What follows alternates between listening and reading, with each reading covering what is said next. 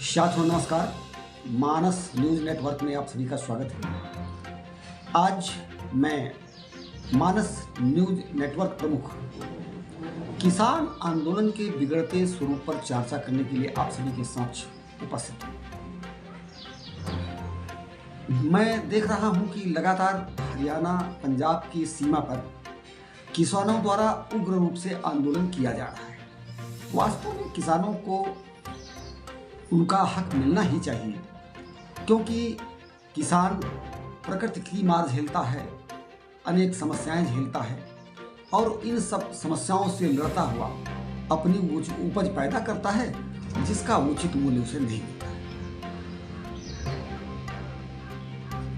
सत्ता में भी किसान की भागीदारी है और जब उसे उसका हक नहीं मिलता, मुझे लगता है कि थोड़ा सा तो कुछ गलत होता है। लेकिन जिस तरह से किसानों की आड़ लेकर कुछ राजनीतिक दल, कुछ देश विरोधी ताकतें कार्य कर रही हैं, यह अत्यंत चिंता का विषय है। अभी पिछले गणतंत्र दिवस पर हमने देखा था कि किसानों के रूप में कुछ अलगाववादी ताकतें जबरदस्ती दिल्ली की सीमा में घुस आई और उन्होंने लाल किले पर खालिस्तानी ध्वज लगा दिया। वास्तव में क्या ये एक किसान का कार्य है? किसान को उसकी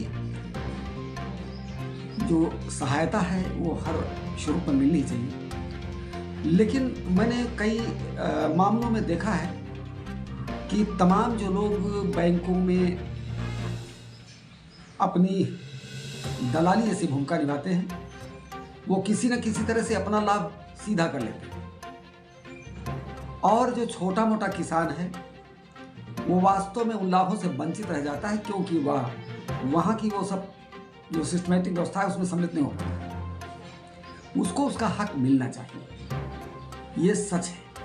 लेकिन हक लेने का जो ये तरीका है, ये तरीका उत्तम नहीं। अभी बीच में हमने कृषि मंत्री शाही जी का बयान सुना था। मुझे याद है उन्होंने कहा था कि अब किसानों के ऋण माफ नहीं किए जाएंगे और बैंक अपना कर्ज उनसे वसूल करेंगे। माननीय मंत्री जी, आपसे मेरा एक अनुरोध है छोटा सा, कि किसान की आवश्यकताओं को आप समझते हैं अगर ठीक प्रकार से, तो क्या ये जो आपने निर्णय दिया है ये उत्तम है? क्योंकि कोई भी, मैं मंत्री और नेता सभी की बात करता हूँ, 25 गाड़ियाँ 50 गाड़ी के काफिले के साथ चलता है। क्या वह जो एक आम आदमी रोटी खाता है उसी तरह वो भी भोजन करता है?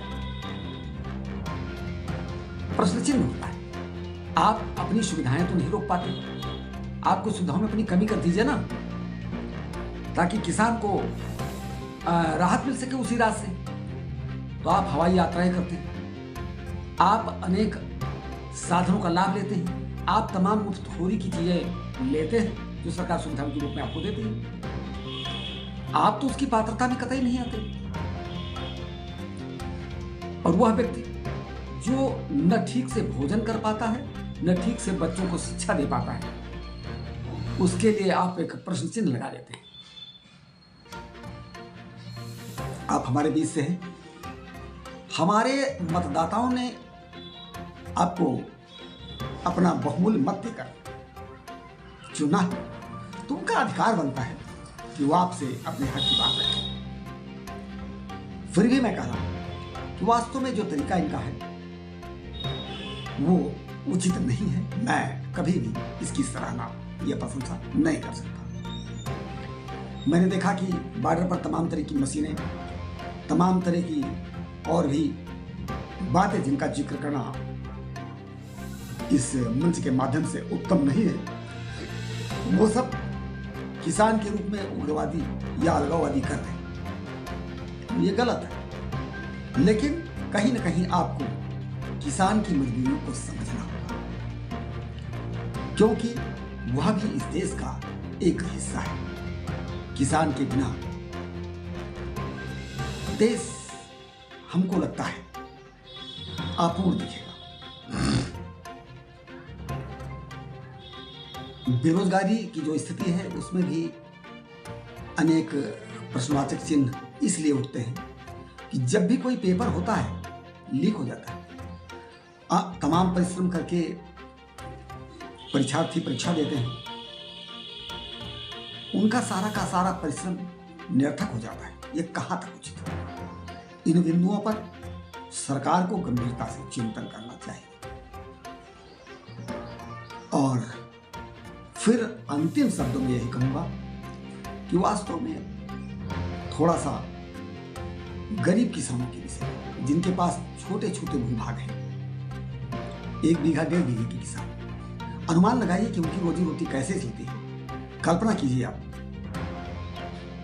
और मेरी प्रार्थना है आपसे कि वास्तव में इन तमाम बिंदुओं पर आप चिंतन अवश्य करेंगे और थोड़ा सा राहत देने का भी प्रयास करेंगे।